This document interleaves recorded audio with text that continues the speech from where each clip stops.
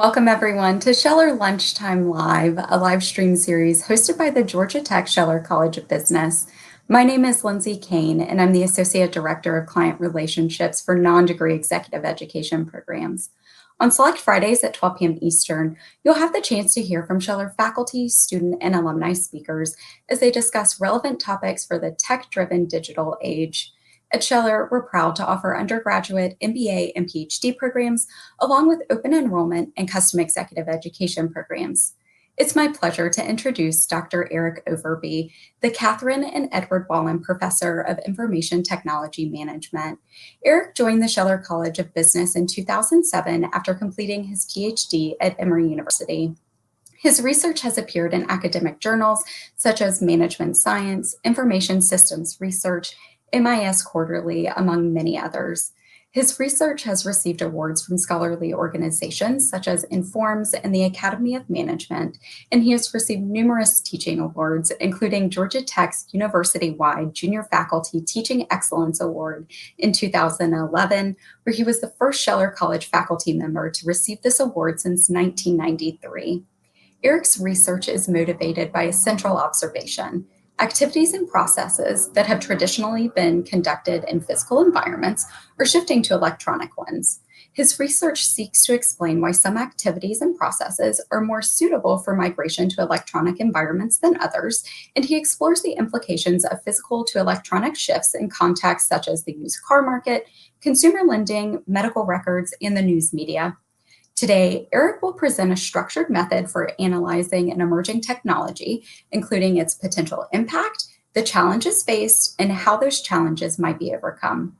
As always, feel free to ask questions in the comments section. Eric will address as many questions as possible at the end of his presentation. Over to you, Eric. Thank you, Lindsay, and thank you all. I'm very excited to be here to present today. Looking forward to discussing with you a method for analyzing an emerging technology. As we know, emerging technologies can have drastic and rapid implications that can transform the business environment dramatically and rapidly. And so being able to do a structured analysis of a new technology and understand its implications is a very important business skill. I'll give you a couple of examples. One is cultivated meat. This is a fascinating new technology involving growing meat from cells in a laboratory environment rather than harvesting it from animals. And if you were to do an analysis of this technology, there are lots of audiences that would be interested in your insights.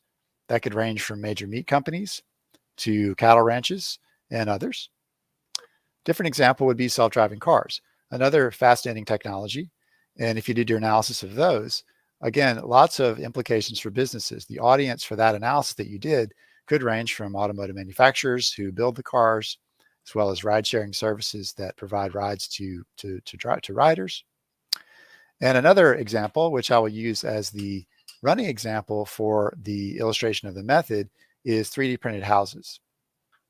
I'm going to show you a very brief video clip to make sure everybody's kind of on the same page about this technology. Construction 3D printing is a manufacturing method of depositing a material like concrete layer by layer via an extrusion machine that can move autonomously according to the preset layout. This can produce concrete structures with a significant degree of design flexibility and build faster with less manual labor involved. Construction 3D printing has the potential to greatly impact the construction industry. However, there are still significant. So just to level set, the idea is I'm going to illustrate the method using this as an example technology. Fascinating technology, a way to build houses using the extrusion of the concrete through the nozzle there. And we're going to role play that the audience for this analysis, the presentation, is to the executive team of a lumber company, which would care a lot about this because if this takes off, it's going to dampen the demand for lumber, which is traditionally used to build the walls of a house. So the method is basically 3 steps. Determine if the technology solves a problem or creates an opportunity. Identify the challenges that would prevent the technology from being successful and develop future scenarios and forecasts. And identify indicators and strategic actions. The method is adapted from methodology published by the North Highland Group. So you can see their link there at the bottom. So the first step is basically motivating the analysis, getting your audience to care about what you're presenting to them. And that is to say, is there a problem this solves or an opportunity that this creates?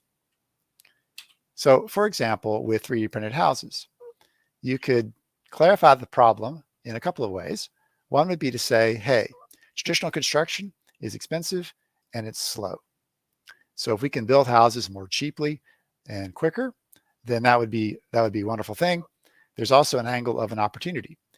We can create new home styles, new designs, because these nozzles, they can move in curved patterns to create curved walls that are difficult to do in other ways. So it could be this architectural design opportunity that the technology provides.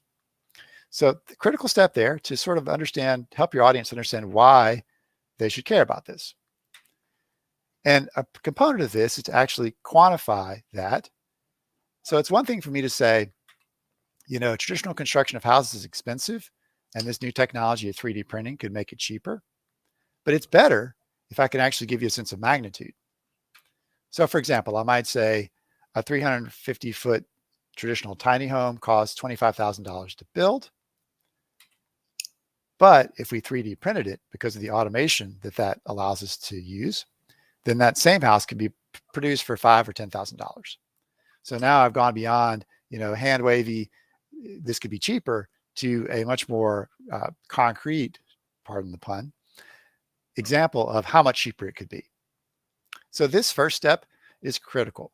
In any presentation to your executive team, to your client, you want to really grab their attention. Why should they listen to you? Why should they read your report? Why should they watch your video? So this is a critical first step. So having set the stage in the analysis and said, hey, this is important, the next piece of the method is to identify the challenges and uncertainties that might prevent the technology from solving the problem or from helping you seize the opportunity, and then developing scenarios on how those challenges might be resolved. So first step in this is the challenges that the technology faces or uncertainties about it. So basically, why might this fail? It's really cool, it can solve all these problems, but why might it fail? So this can be attributes of the technology, it can be attributes of the social system. So with the example of 3D printed houses, some of the challenges will be things like aesthetics, right? How are these houses going to look? There'll be a challenge potentially with building code compliance. Are they suitable for people to move into? Maybe a challenge in terms of the skill required to operate them. And then maybe there's an environmental impact of concrete. So all these are challenges that could derail or at least delay the emergence of 3D printed houses as sort of a major method of construction. So list all those out. And the second step is to list the extremes from most negative to most positive for those challenges. So for example, aesthetics. On one extreme, the houses could be viewed as ugly as sin. On the other extreme, they could be breathtakingly beautiful.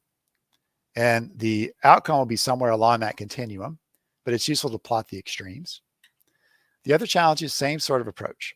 So building code compliance could require an extensive retrofit of the structure once it's built to put in the wiring and the plumbing and so forth, or it could be plug and play 100% compliant right out of the printer.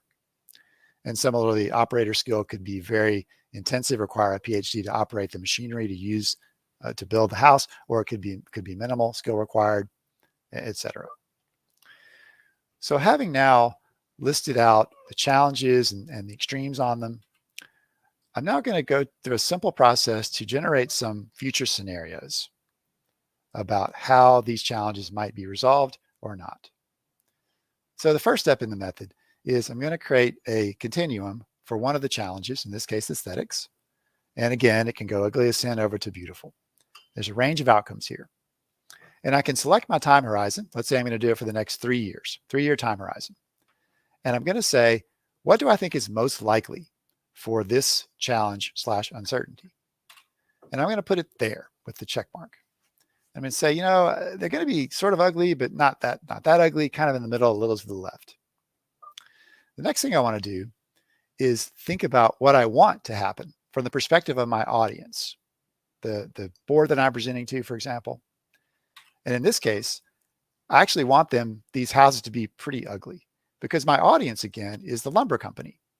And so they might want the 3D printing technology to essentially fail to be able to continue to sell plenty of lumber. So I'll mark that with a smiley face as the best outcome of how this uncertainty might be resolved. And then similarly, I'll mark the worst outcome. Again, this is from the perspective of the lumber company. It's not to say that the world wants 3D printing to fail, but my audience might want it to fail. So the worst outcome is that the houses come out to be breathtakingly beautiful. And I'm then going to add another challenge. This one I'm going to put on the y-axis. So it gives me a simple 2x2. And this one I'm going to use building code compliance. I've got my extremes from extensive retrofit required to 100% compliant. And now I can readjust my scenarios. So I'll move the most likely scenario into the quadrant you see there, where a little bit ugly, going to require some retrofitting, and I'm going to name that scenario low-end buildings. Basically, the idea is that I'm saying I'm forecasting this future vision of the world in 3 years in which 3D printing is good for low-end buildings because they're kind of ugly and they require some retrofitting. So that's kind of the niche that they're going to fill in my estimation. Now, the best case would be even further there, where they're really ugly, they require a lot of retrofitting, because from the lumber company's perspective, that's my audience. They want wood is good, where there's plenty of demand for traditional lumber because this alternative technology isn't really working out. And it's important to name the scenario just to kind of make it come to life. Wood is good is much better than, lower left, right? Similarly, I can put the worst case from the lumber company's perspective as being plug, play, and pretty. Beautiful houses, fully compliant, that would dampen demand for lumber. So that's my worst case scenario.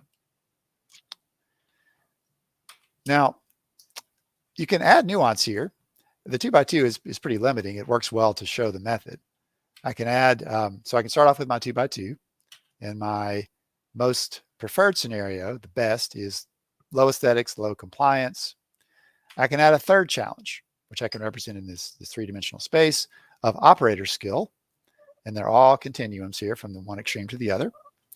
So I could say, the best case here is that low aesthetics, low compliance, but a high degree of operator skill, which is going to raise the cost of producing houses this way, and again, protect my lumber business.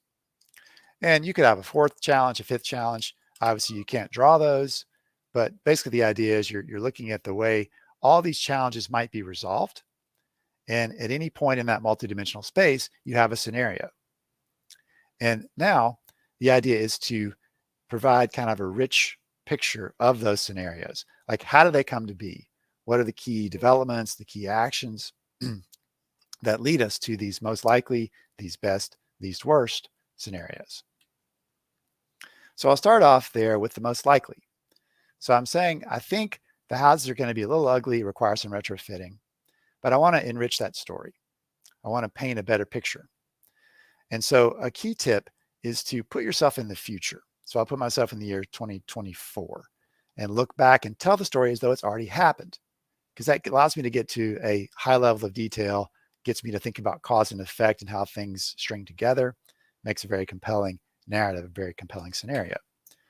So for example, I might say a key development in this path, in this most likely scenario, is that the layered walls, when the printer is printing the walls, they do layer by layer, are going to be unattractive to many homeowners. So the aesthetics are a little bit ugly. In terms of building code compliance, I think it's likely that there'll be some educational campaigns. There'll be a UL standard that's produced. But despite that, a lot of cities, municipalities are going to be slow to update their building codes to account for this new technology. And that's going to delay its emergence and kind of protect the status quo of building houses out of wood. And I could have many other developments that I would believe would lead to this state of the world, this future scenario, which I believe to be the most likely one. Then I would do a similar exercise for the best scenario. What would change to get from what I think is likely to happen to what I want to have happen? How would the developments differ? What would some of the actions, how would they change? So let me describe that path. And I might have things like, well, the aesthetics, maybe the technology developers are trying to add color to the concrete, the flowcrete. But those attempts to make them colored make it too thin, and so the only available color remains gray. It's kind of not a great aesthetic. And in terms of building code compliance, I might believe that there'll be this action, this development, where the construction worker unions lobby local governments to delay the certification of 3D printed houses because they may require less workers, they may require skills that people don't necessarily have yet, and they using the sort of further study is needed type of rationale to delay the building code updates. So plausible, could happen. If these developments are what happens, that takes me to what I believe is the best outcome if I am the lumber company. Same sort of deal for the worst scenario. I can exact same process say, well, what would be the differences to take me to what I believe is the worst scenario from the lumber company's perspective? This plug, play, and pretty. So there, well, maybe I could plausibly describe a world in which the curved walls are attractive to homeowners. They want housing innovations because they're all working from home. And maybe the 3D printing standards are rapidly embraced by municipalities. I could craft a story about how that might happen. And as I'm developing these scenarios, I've just given you sort of stems, kind of bullet points on developments or actions, but it's important to be very specific and include details to provide a rich picture to your audience. So here's the stem of curved walls prove attractive to homeowners who want housing innovations due to increased work from home.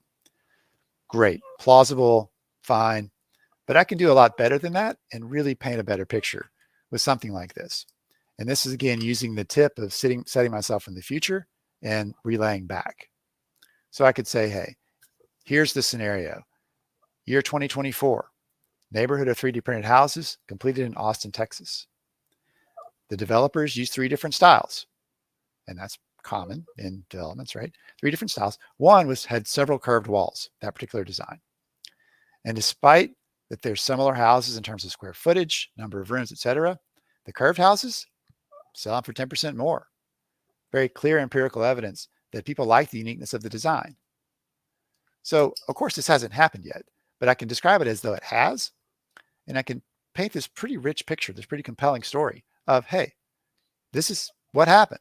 And you can see that there's going to be this demand for these funky design, cool looking curved houses that we can do much easier with 3D printers than we can other construction methods.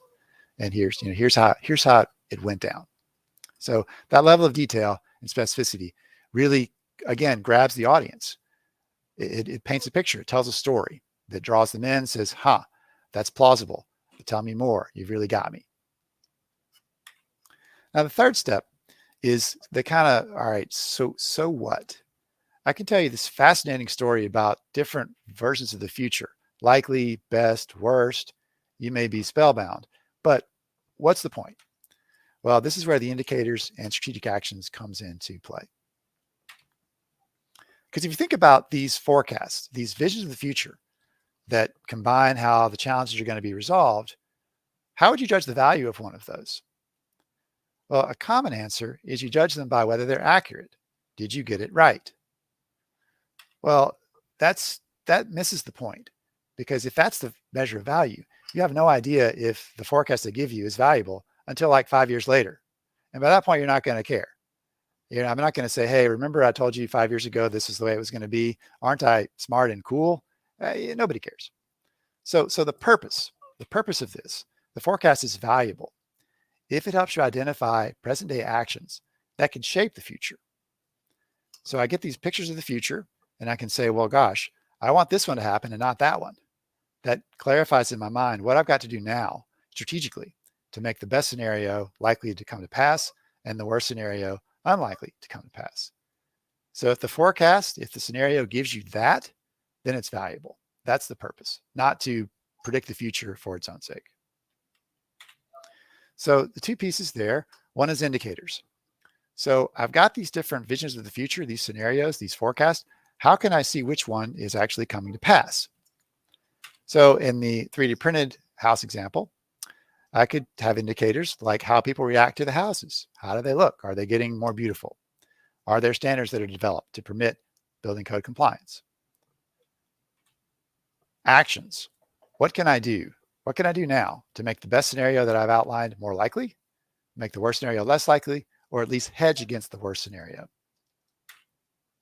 So here's some examples from the 3D printed house case we've been using. Invest in modular homes. So this is essentially a competing technology to make housing cheaper and more scalable. So what happens here is you build modules in a factory and then you ship them to the construction site and you cobble them together. Now, importantly, those modules maybe could be made of wood. So if I'm the lumber company, I notice this threat of 3D printed houses. So I invest in this alternative technology that props up the demand for wood while solving the same problem of construction costs, construction speed. I might also choose a strategy, or in addition to choose a strategy to lobby government officials about the lack of a safety record for 3D printed houses. And a little bit of, fear, uncertainty, and doubt that increases the chance that the 3D printed houses are delayed, which is what I want if I'm the lumber company. And then a third approach might be to say, hey, well, these things are here to stay. And so houses are going to be built this way. We sell wood.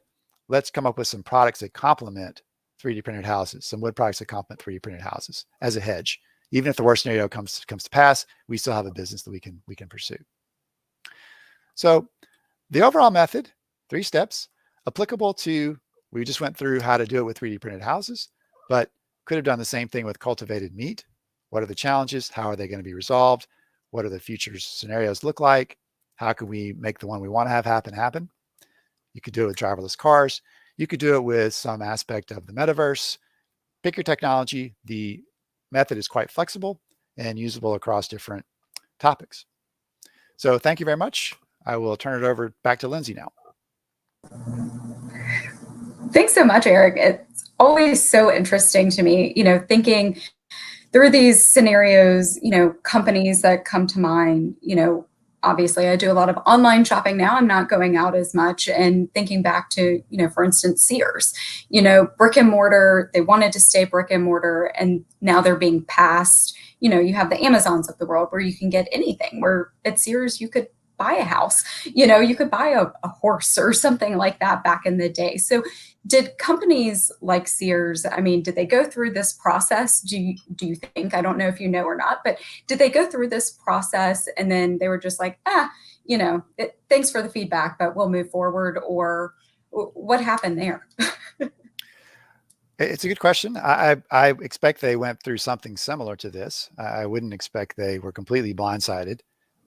Plenty of thought would go into where is the world headed, but you have the classic kind of incumbent disadvantage where the business is working and it's hard to shake free of the prior approach.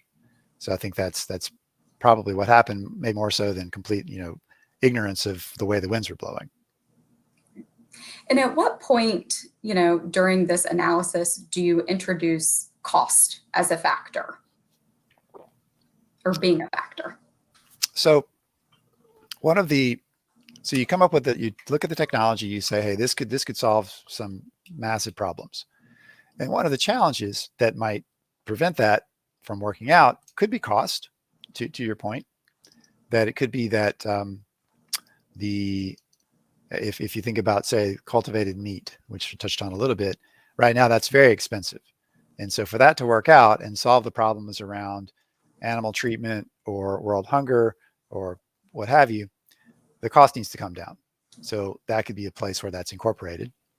As I say that, though, cost may be a little bit broad. You may want to actually break down the uncertainties below that contribute to cost.